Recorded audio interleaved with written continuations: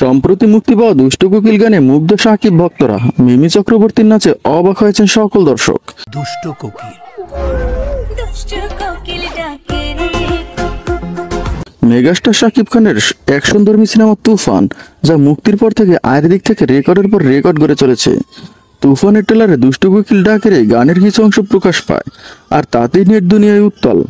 আমার কোনো মানুষ ভালো লাগে না, কিন্তু তোমারই ভালো লাগছে, কারণ তুমি পড়ি। সম্পূর্ণ গান এখনো রিলিজ হয়নি, তার আগেই একদল লোক এই গানকে নকল বলে বিভ্রান্তি ছড়াচ্ছেন। ধারণা করা হচ্ছে এই কাজ সাকিবের হেটাররা করে থাকতে পারেন, যেমনটা মিথ্যা প্রচার করেছিল উড়াদুরা গান প্রকাশের সময়।